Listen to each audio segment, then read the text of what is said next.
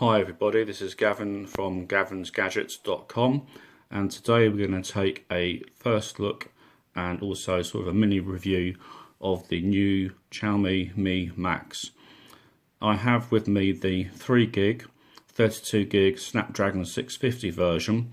So first let's take a look at the hardware. As you can see, this is a very thin looking device. And on the side here you have the SIM card slot, which also can take a micro SD and 2 SIM cards. On the bottom we have a mono speaker despite the 2 grills. You have a micro USB, sorry it's not USB type C, and on the other side you have the power and volume options, all quite straightforward really. And obviously, which is really nice, you have the 3.5mm headphone jack, the microphone, and an infrared blaster. So if you like controlling your TV and stuff, you can do it with this device. And finally, on the back, you have the 16 megapixel rear camera with dual LED flash, fingerprint sensor that works really well, and obviously the Mi logo. And obviously in the top here we have an LED notification, we have the front facing camera as well, and so forth. So first of all, let's just quickly come out of that and go into that. This is running the official Chinese ROM, as you can see, but I have added Google Play services, so that does make a difference. It was fairly straightforward to do. You need to go to the Xiaomi official forums and look for the installer that's under the Mi 5 forums.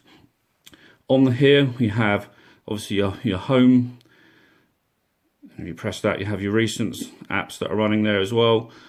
You can go back, but it's all fairly straightforward. If we take a closer look at the settings, we'll go into that. You've got your usual settings. Unfortunately, this is still running version 7.3, MIUI version 7.3. Version 8 is due shortly, and I can't wait to see what this looks like on this particular phone. In terms of the display, it's absolutely fantastic. You've got all the usual extras. You do have the IR blaster, and even though there's quite a bit of Chinese text on this Chinese ROM, and obviously I'm from the UK and England, I was still able to set up the IR blaster quite straightforward. And here's the living room menu all set up, and it all works really well, quite surprising. And also I've got the Google Play Store. As you can see, we can go into here, go into apps and games, and it all works absolutely dandily. Fantastic. So what's the actual media like? It's really good. So if I pick, for example, you can see I've tied this all up and I've got this all neat and looking fantastic.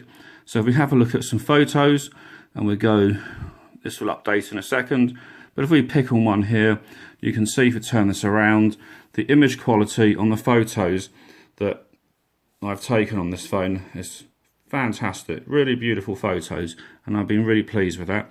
Let's come out of that. Let's just listen to a bit of music. So we'll go to YouTube and have a look here. We'll pick on perhaps some of my videos so we can have a look, and let's try and find something that I've done where there was some actual noise. So let's have a look at this one here, and I'll put the volume up when we play it as well. Whoops. So here we go. 3, 2, 1, go.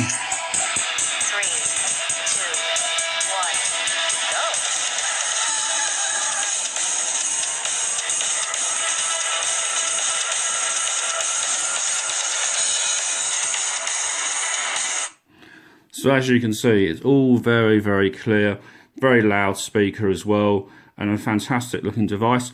It also has an FM radio as well, which works really well. I've tuned in all the UK radio channels for my area with ease, and you can see it's running all fairly well.